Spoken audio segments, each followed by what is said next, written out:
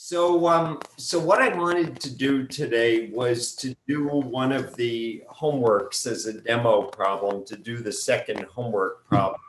I think even if, and I know people have been hard at work on the homework, and I think even if you've solved it, it'll be edifying to see the approach applied. Also, I think there's some nice stuff that I can bring to the problem with stereochemistry and conformational analysis that will help to be edifying. Okay, so this is a problem that has 15 carbons. It's a molecule C15H17NO5.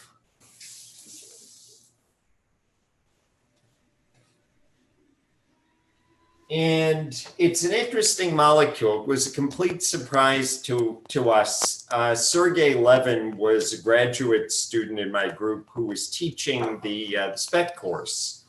And he was trying in his research to do an Arndt-Eistert homologation on glutamic acid, or more specifically on Bach glutamic acid. And he got a product that was surprising, and you want to think about it mechanistically on your own, I think you can later. It's a fun mechanism to work out, but it wasn't something obvious. And he went through, he figured out what this structure was. I wasn't convinced he would be able to get the stereochemistry on it when he came and initially showed me the connectivity.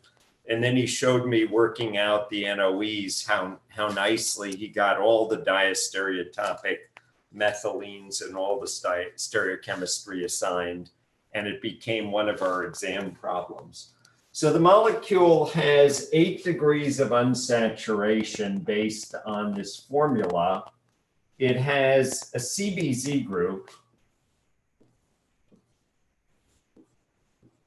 and so that takes up 5 of the degrees of saturation, and so we're going to very quickly figure out what the other 3 is. If you look at the IR stretch, the IR, you see 2 carbonyl stretches, 1732 and 1696. So one of these is the CO stretch for the CBZ group. The CBZ group having the nitrogen, right? The CBZ group is this group. So it's sort of like an amide. It's a carbamide group. And so that's the 1696. We also see an NH bend, again associated with the CBZ group, and that's at 1531 centimeters to the -1. So this is sort of oh yeah, and we see the NH stretch, and that's at 3363, and it's broad. Okay, so that's where we're at. We have 2 carbonyls in the C13 NMR. It's pretty clear we don't have another carbonyl. So at this point, in addition to the CBZ group to make up those remaining 3 degrees of saturation, so we're going to have 2 carbonyls and 1 ring in addition to the benzene ring.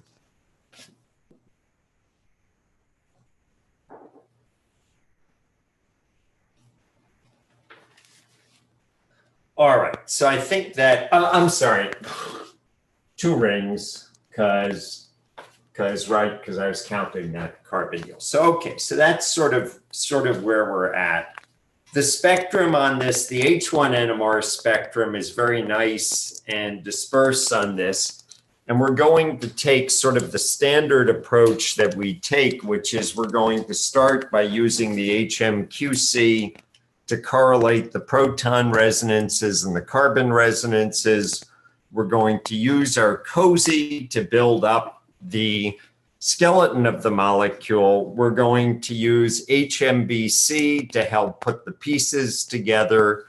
And then we're going to use NOEs to help assign the stereochemistry. So I'd like to bring you to the spectrum, and we're going to start start simply by inspecting the spectrum. And this is one that I had talked about in our preview on Friday. And so I just want to bring back some of the features here that we talked about. So we talked about the fact that there was a couple of isolated methylenes.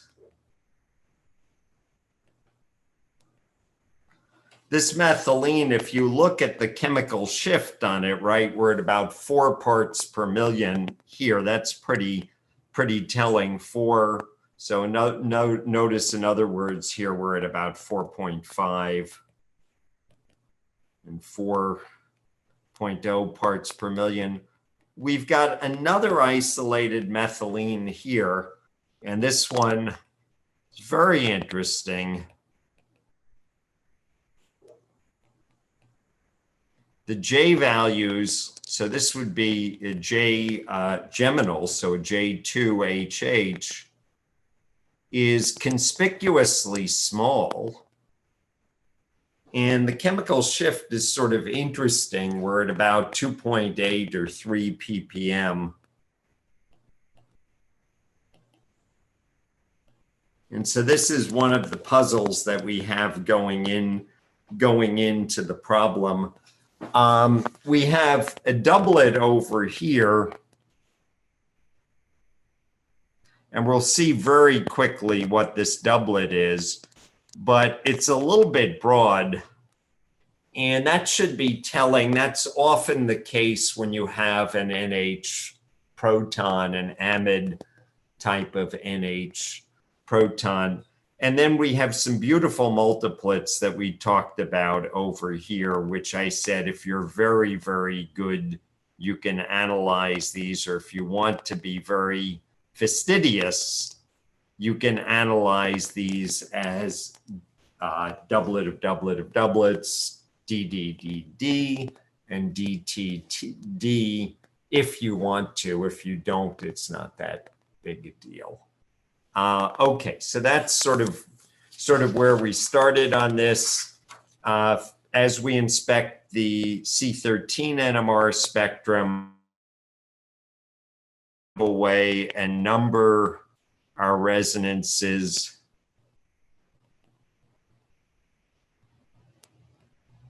ten and 11 are practically right on top of each other, 12 and 13.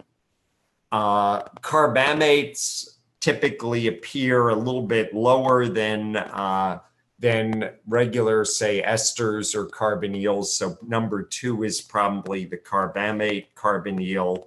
And number 1 looks like it might be an ester, and that's sort of also consistent with the IR spectrum, right? 170, what are we at? 173 is sort of typical of an ester.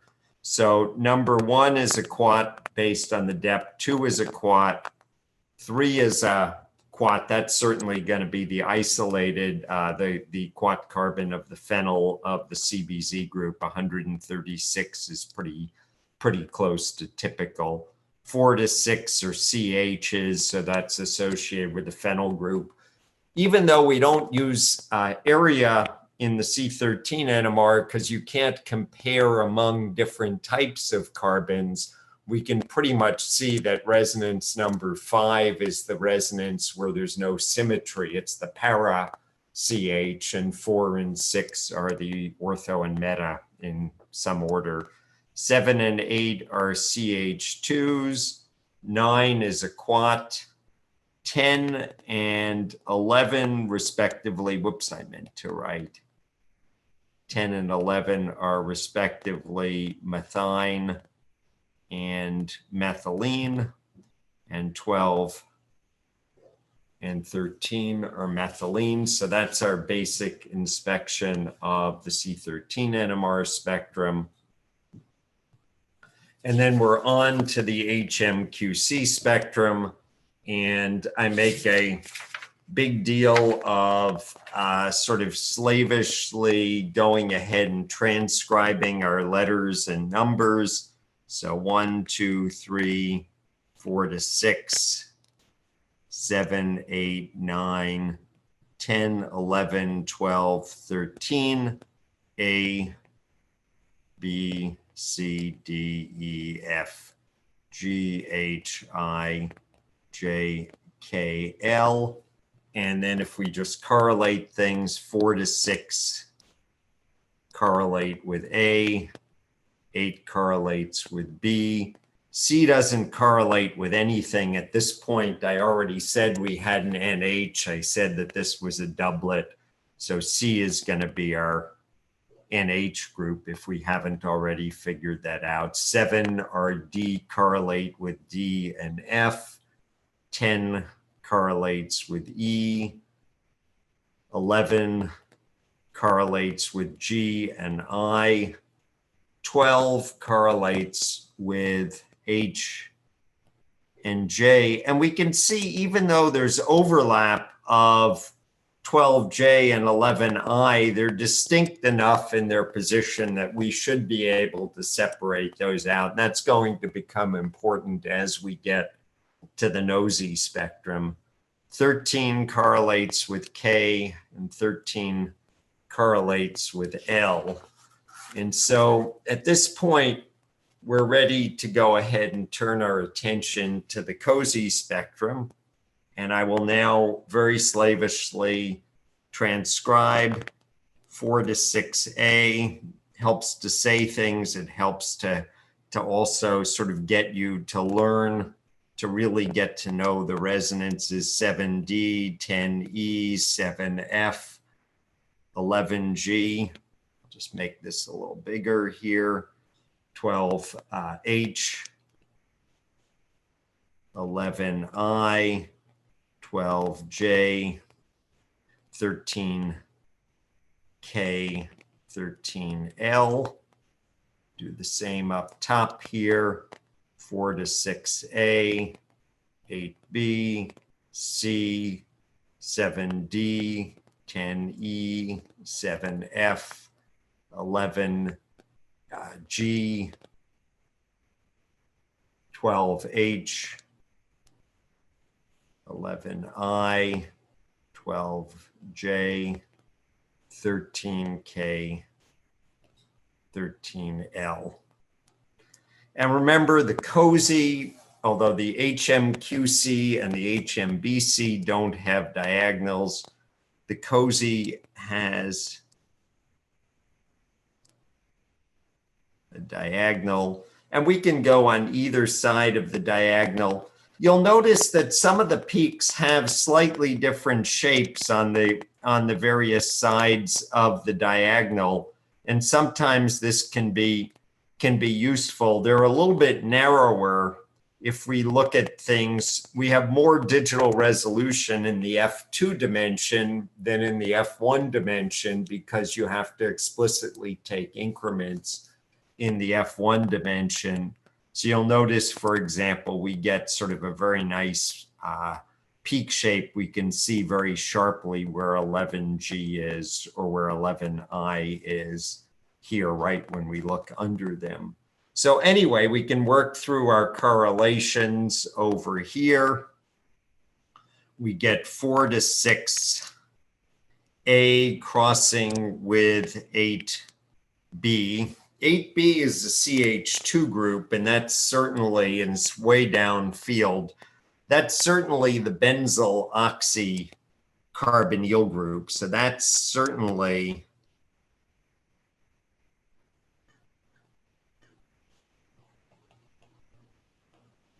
the CBZ group. Now, we don't have explicit visible coupling between the orthoproton and the CH group. In other words, the CH2 group is clearly a singlet. But there's a small amount of benzylic coupling. And that benzylic coupling, so long-range coupling, just like allylic coupling, it's always too small to see splitting.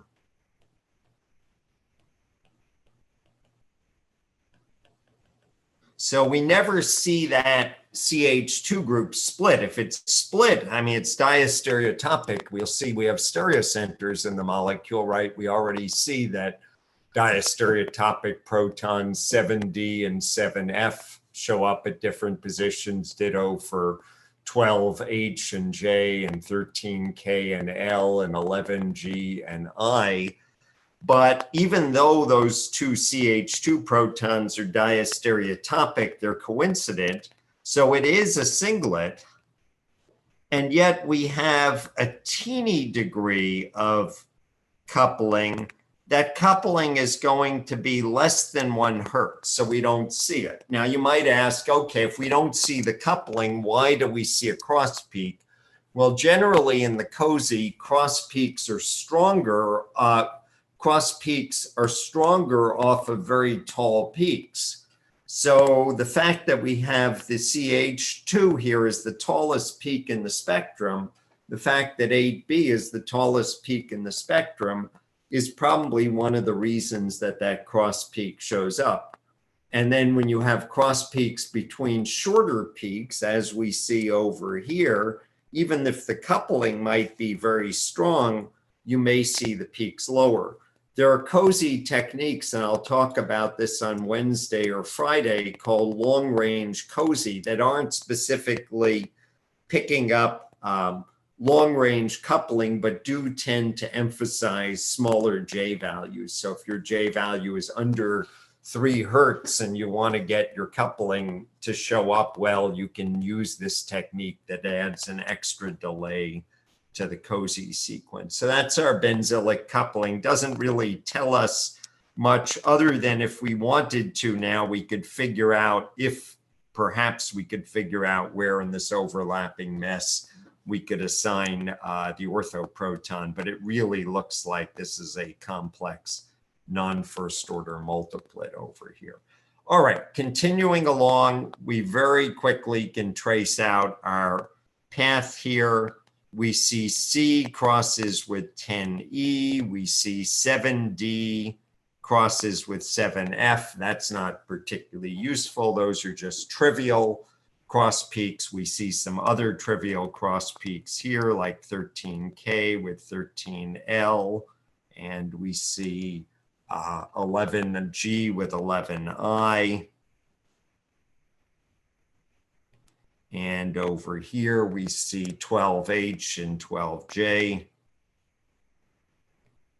So none of those are particularly useful in building up the skeleton, but the remaining peaks are. So we see that 10E crosses with 13K, and 10E crosses with 13L.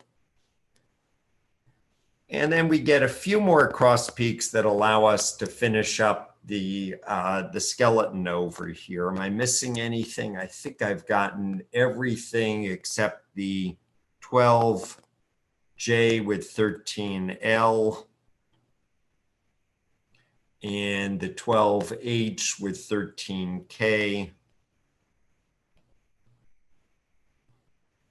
And if I wanted, I could probably pick that as 12H with 13J, but I think at this point we've tapped everything out that we need to build the skeleton.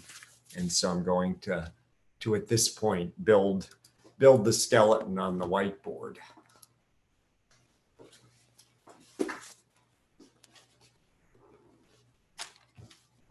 All right, so in terms of building up our skeleton,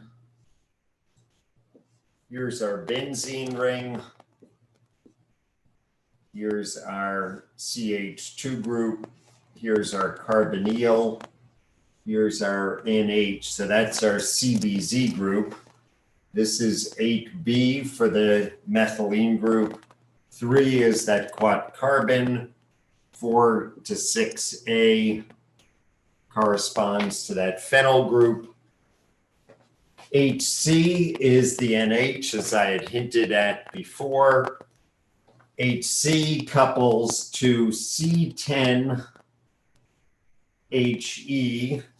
And in building up our framework of the molecule, C10HE couples to C13HL HK, or HKHL doesn't. And that couples to C12HH HJ. Now, I always find it helpful to keep track of open valencies. So we have a valence left on C10, and we have a valence left on C12. And the other thing I also find useful is to keep a scorecard. Now, I've already said this is carbon 2, and if you want me to prove it, we'll see that in just a moment from the HMBC. So what we still have out here at this point on our scorecard, we have C1, presumably it's an ester, and we have our isolated methylene, C7HDHF. We have a quat, C9. We have another isolated methylene, C11HGHI. That's the one with the small j's. And we have 3 oxygens outstanding. And we're already suspecting that that carbonyl, that C1 carbonyl, is probably an ester, right? It's at 173 in the C13 NMR spectrum. It's at 1732 in the IR spectrum, so probably not a ketone. The C13 isn't consistent with that. So that would take care of 2 of the oxygens, but we still have to worry about the third one. We also know that our C7HDHF is particularly downfield in the proton NMR, and it's also pretty downfield in the carbon NMR spectrum. C7 is at 70 parts per million, which is reasonably far downfield. You don't get there without an oxygen being attached to it. So questions or thoughts at this point with our sort of preliminary analysis of the molecule worked out?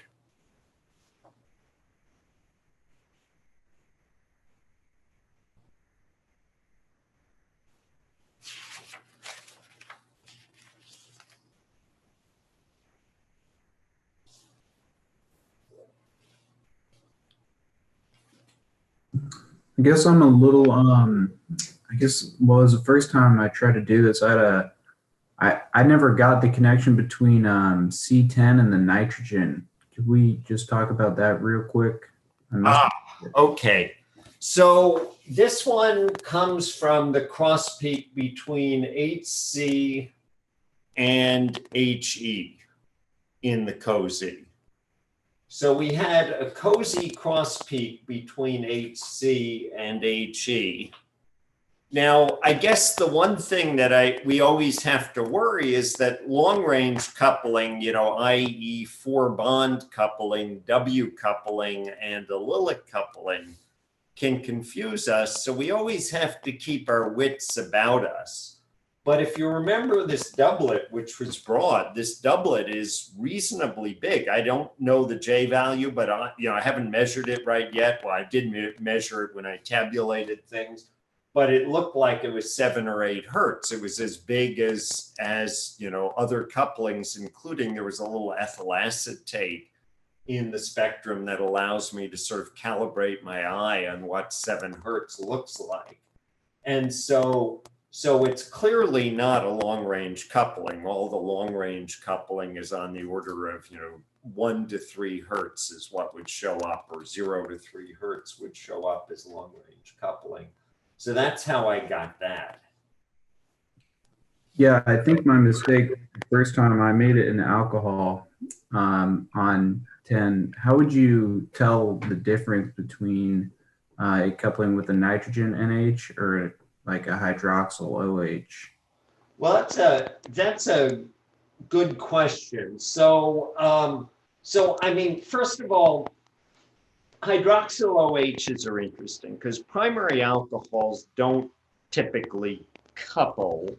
Secondary may or may not. So, but that would be consistent with a doublet. So the chemical shift of C10 is in the C13 NMR is 51 ppm. So it could be an alcohol, but it's a methine. 51, 51 ppm is just right on the upfield edge for a carbon connected to an oxygen. For a normal carbon, we're going to see about C11 in just a moment because there's something very special going on. But that's just right on the edge. I wouldn't expect it to be a methine. Okay, I'm going to take us to the HMBC next, and I think that's going to answer our question because we're going to see a cross peak between HC and 2, as well as a cross peak between HE and 2, if I remember.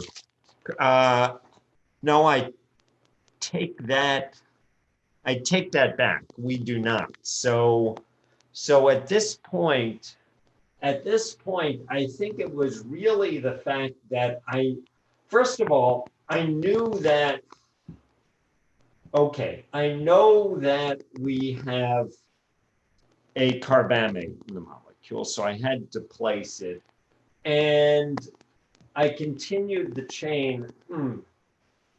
I know that in the IR, we see one carbonyl, one NH or OH, this broad 3363 wave number peak. I guess it could have been the both, but I would say based on the chemical shift of that carbon, I wouldn't call that an alcohol. Other questions?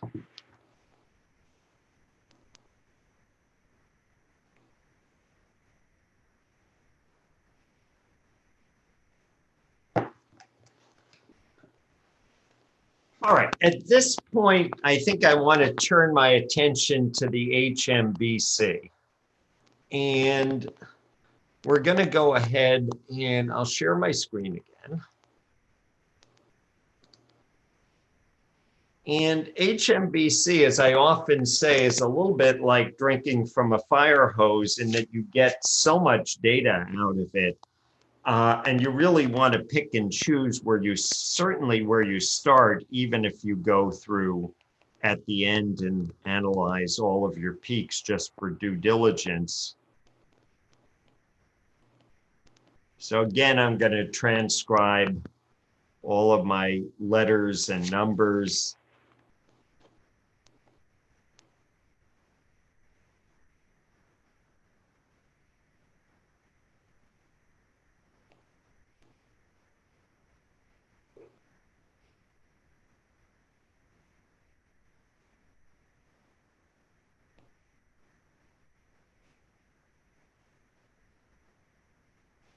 Over to here.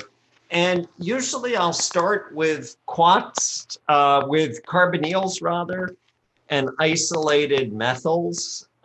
In this case, we don't have any isolated methyls, but we do have some isolated methylenes. So I'm certainly going to turn my attention to those.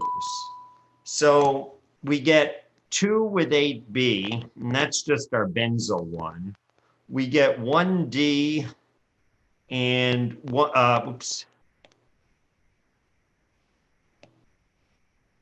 we get 1 with 7D and 1 with 7F and 1 with 12H and 1 with 12J and 1 with 13K. And that's sort of interesting here. And I think I want to show at this point on the whiteboard. we're up to. So the 8B with 2, of course, confirms that carbonyl number 2 really is the CBZ. That shouldn't come at any surprise. That was at 160 something ppm. Let's see, 155.88 ppm. Pretch has great tables because you can look up a carbamate, and the carbamate is typically about there. So then we have all of these cross peaks with carbon number 1. And it's interesting because carbon number 1 is crossing with carbon 13, with the protons on carbon 13 and the protons on carbon 12. And that pretty much places carbonyl number 1 right over here. I suppose you could think of something conceivable where we placed it over here and had an intervening quat, which seems sort of unlikely because you would get to it from an intervening quat, but we already know pretty much that it's an ester. We can be pretty confident based on the chemical shift that it's an ester. So that really doesn't work for placing it anywhere else, right? The IR and the chemical shift place it. So that's useful. That takes care of 2 of our 3 oxygens. Now we still have the C, and it takes care of C1. So maybe I'll cross that out and I'll say we're down to 1 oxygen here. But we've still got our isolated methylenes, and we still have our C9. So we're struggling on C11 and C7. And I'm going to treat them like isolated methyls, realizing that maybe we won't get quite as rich an array. You know, the nice thing about isolated methyls is you're pretty much guaranteed every HMBC cross peak off of them.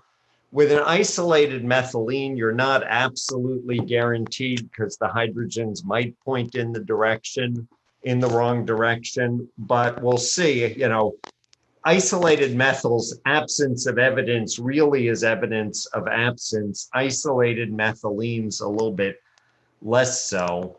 Now, we already saw that that 7F, one of our isolated methylenes, is crossing with carbon number 1.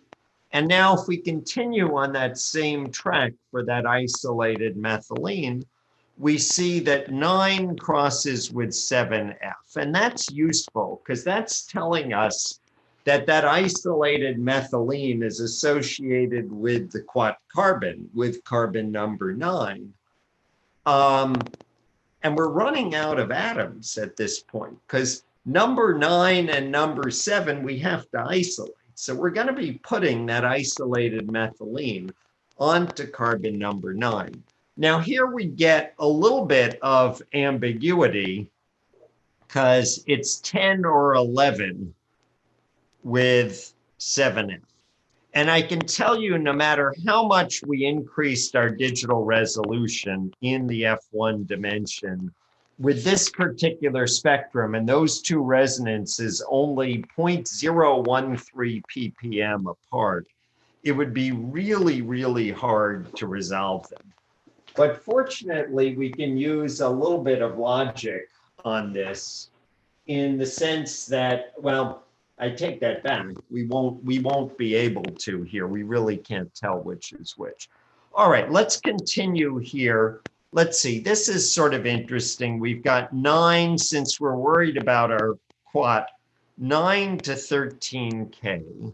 And then let's just finish up since we might as well figure out if there's anything else that's useful here, since this is a little bit tough. We've got 10 or 11, I suppose, to 12H. And I guess we've got 10 to 13L. And we've got 13 to 12H and 12J over here.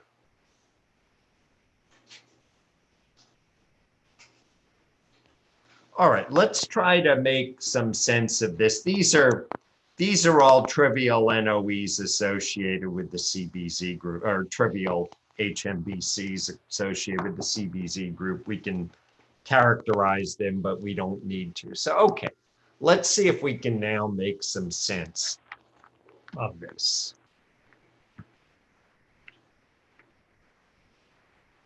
All right, so we've got an open valence here. We've got no coupling. We've got an open valence here. And we've got a cross peak between 7 and 1. C7, HD, HF. This is the carbon that's down at 70 ppm. Its protons are at 4.4 and 4.0 ppm or thereabouts.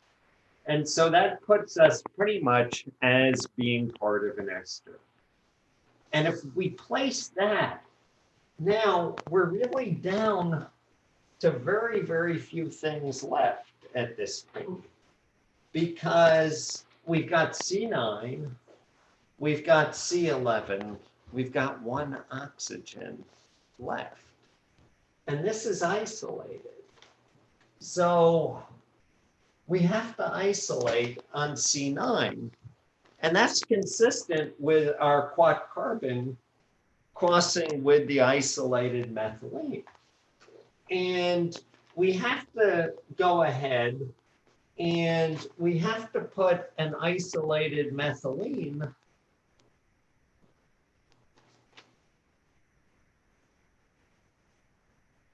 on that carbon 9. We get a cross peak that's consistent with it. We see 9 crossing with either 10 or 11, or both.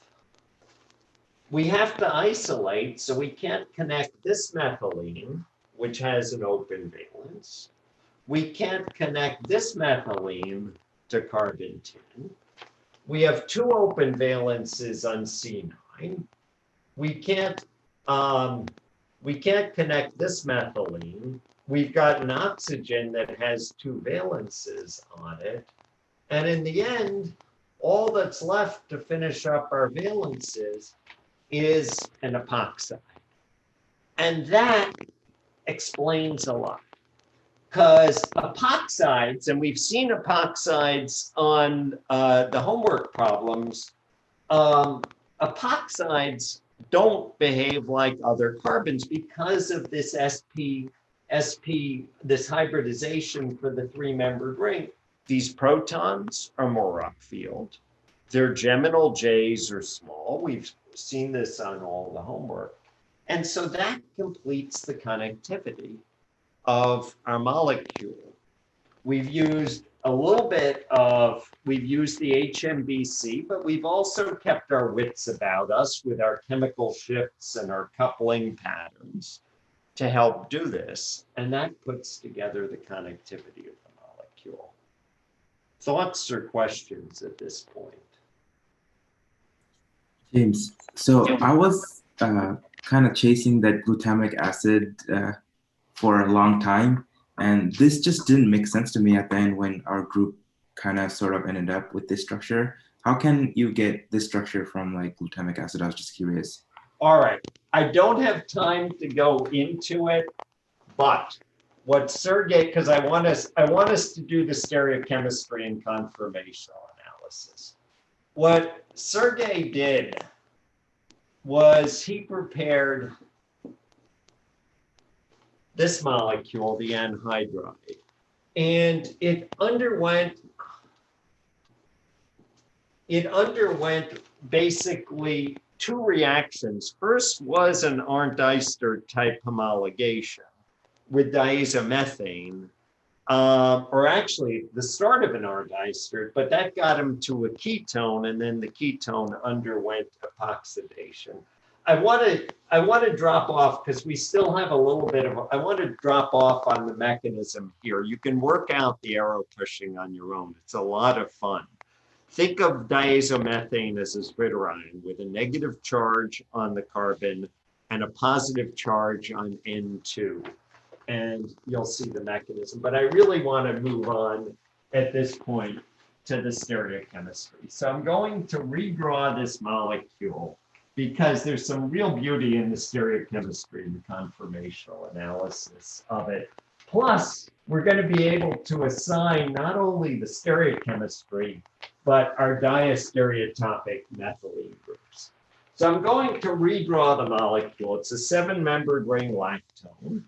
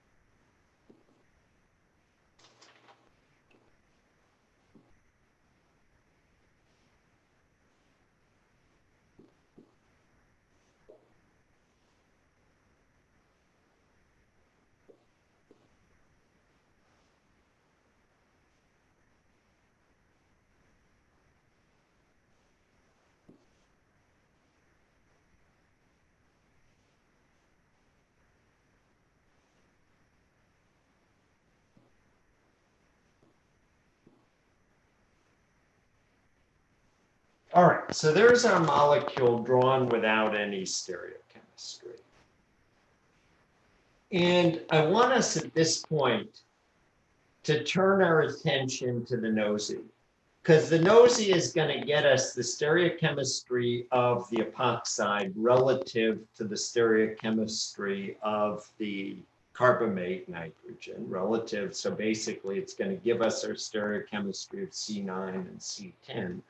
It's also going to give us the conformation of the molecule.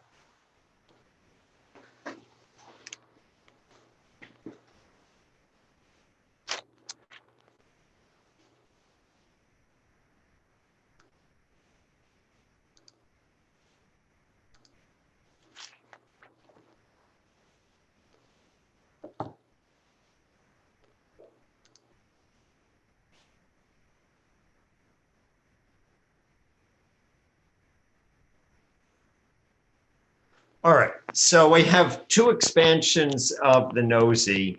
We didn't plot the diagonal here. So we didn't show it as negative. I'll show you this one expansion here. There's nothing that's critical here, although there's one thing that's sort of fun and interesting, and then I'll zoom in.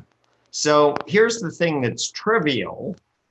4 to 6A is crossing with 8B.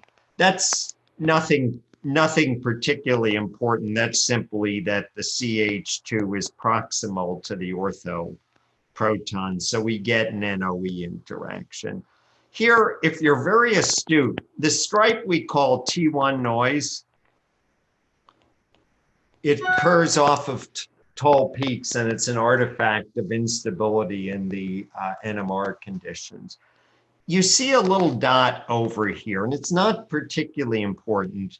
If you're uncertain whether this really is a cross peak between 11G and 8B, we can look on the other side of the diagonal, right? Here's our diagonal, and we can see this corroboratory peak here. So 8B with 11G. We don't need this peak to assign our stereochemistry. It's icing on the cake. We're going to get other information that's redundant with it.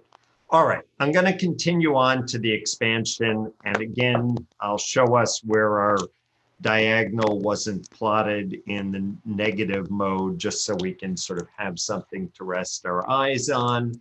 So again, C, 7D, 10E, 7F, 11G, 12H, 11I, 12J, 13K, 13L, 7C, C,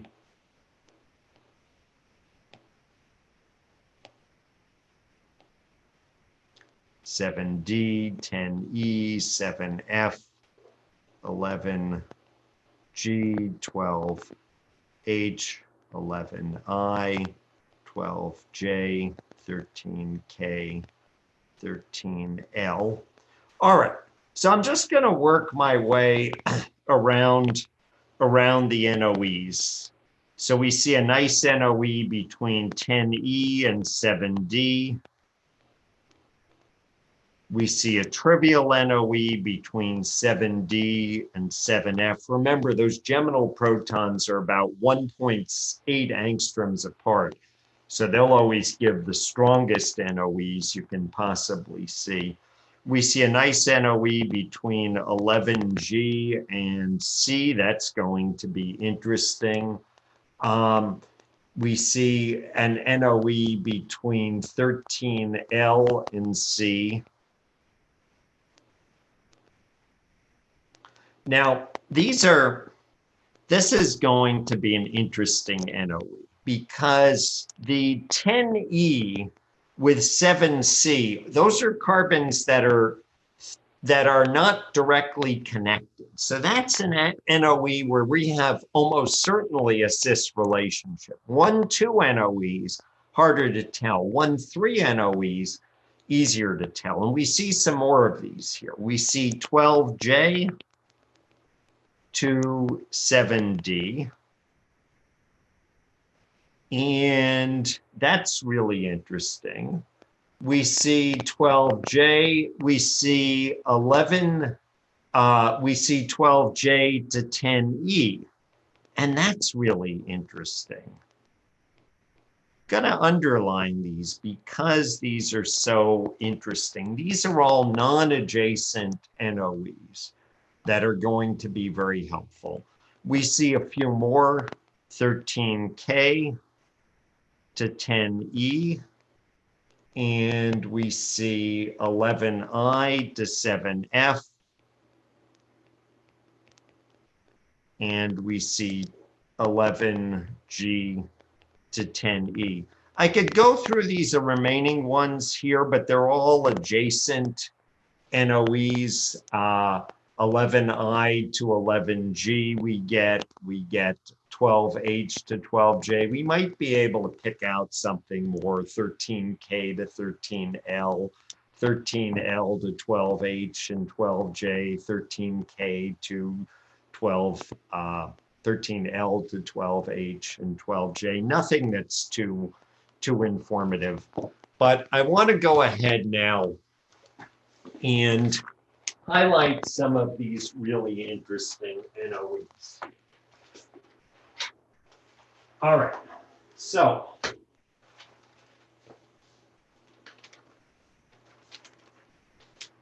and I think I made a mistake in my labeling here. That's 12H and 12J.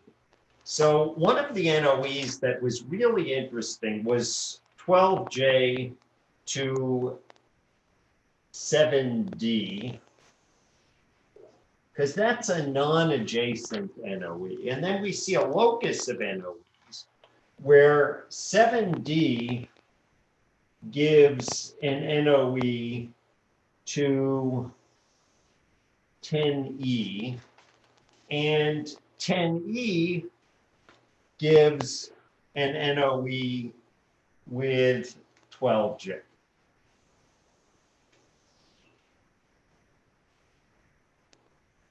And that's interesting because at this point, that starts to remind me of axial protons on a cyclohexane ring. And you know, I always say, okay, I can draw, there's one thing I can draw. I can draw for a monocyclic ring. I can draw a cyclohexane. And I can fake everything else. So I can fake an envelope of a cyclopentane. And I can fake a similar conformation on a cycloheptane. And the cycloheptane, right, if we think about our axial protons here on a cyclohexane, our cycloheptane maps pretty nicely onto this. So that's what I'm going to do.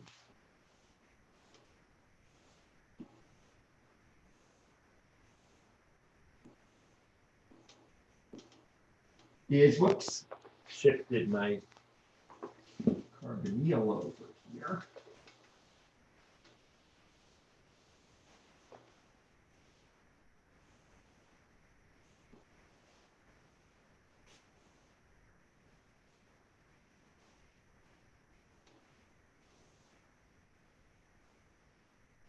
So I'm going to start with these three hydrogens here, HJ, HE, and HD, and map them on here. And then I'll fill out our ring structure. So if that's D, and I keep to my sort of pigeon drawing of a cyclohexane.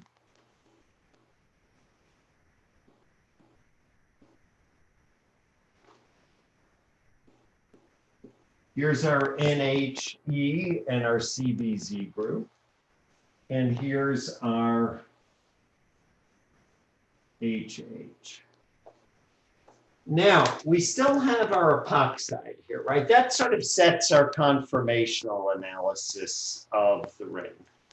And now I want to highlight a few other NOEs that are going to be telling. So we saw, for example, that HG and HC had a proximity to each other. We saw that HI and HF had a proximity to each other. And we saw that HG and HE had a proximity to each other. And I suppose if we're sort of continuing with this, so that's going to help us with the epoxide. And I guess if we're continuing with this, I'll just show a few others that we want to keep in mind here. So we saw that HK and HE had a proximity to each other. And we saw that, let's see, that HK and HE did. And we saw that HC and HL did. All right, let's see if I can make sense. So at this point, we have to sort of decide, how do we put the epoxide? I think the best thing is just to try one thing. Either our methylene group can go equatorial, and our oxygen can go in sort of an axial position, or vice versa. And let's just start by putting our methylene group equatorial. And if I put HG going back, that's going to be able to explain the NOE between HG and HE, right? So that gives us our diastereotopic assignment of that NOE. I think I also said we had an NOE that I didn't even bother to tabulate here between G and 8B, right? 8B was the CBZ CH2. So that also explains that NOE. And then if we continue over here, we say, okay, now coming out, if I draw this sort of coming out over here, HI, we saw an NOE with HF. So that explains that. And then I think we get a couple of more NOEs that sort of make sense here at this point. We saw, for example, HG gives an NOE, I said, to HE and HC. So that explains that NOE over here. So collectively, I think this explains all of our NOEs Here's our HL and HK. And if we map out our J values here, I'll just finish on this. HD is a DDDD with 14.3, 8.1. They don't map perfectly onto a cyclohexane because it's not a cyclohexane. I'm sort of right. This is our DTD with 13.9. I sort of have finagled it 11.7 and 1.8. And HH was sort of cool as well. It was a DDD with 14.9, 8.2, and 1.8. They don't map perfectly to a cyclohexane, of course, because it's not. And the last thing I urge you to do, and then I'll let you go, is to build a model here. And I've already done that. And look at our distances and see if they make sense and see if the dihedral angles make sense. And so here's a model that I've built, basically drawn as is. Here's that locus of 3 NOEs across the top of the ring between our HJ and our HD, nice short 2.3 angstroms. HD and HE, 2.5 angstroms, HE, and HJ. So it makes sense that we see those 3 streaming strong NOEs, but then also the NOEs off the epoxide are quite telling. We see that proximity between the HG and HC over here, and even the HG and the HE over here.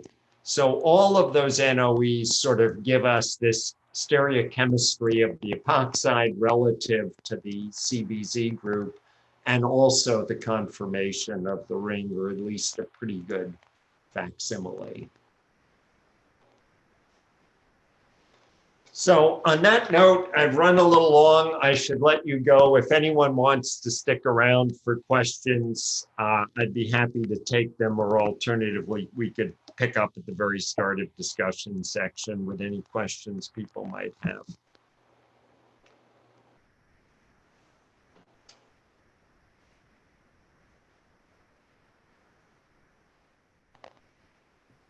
I got a quick one before we all head out. It's I think it was like the missing link for me on this problem when it came to the HMBC, because I didn't see.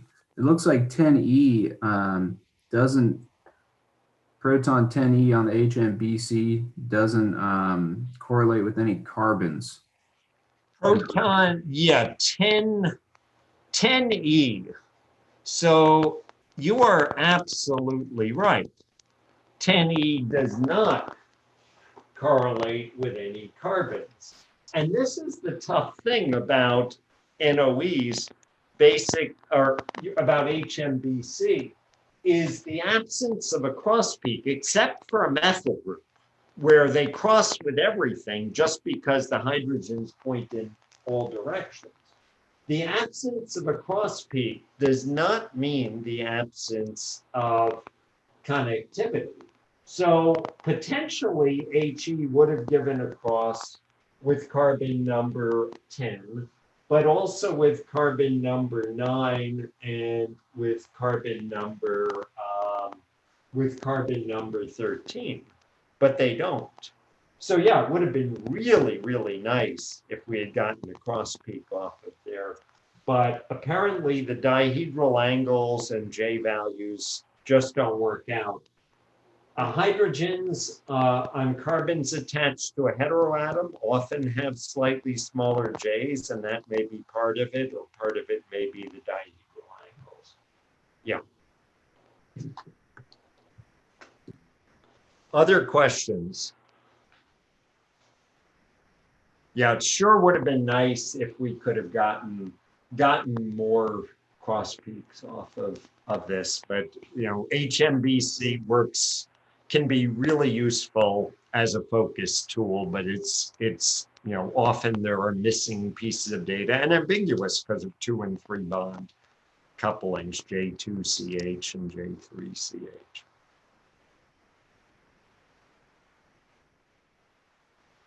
All right, we will pick up a discussion section and I'll be happy to follow up with any additional questions here.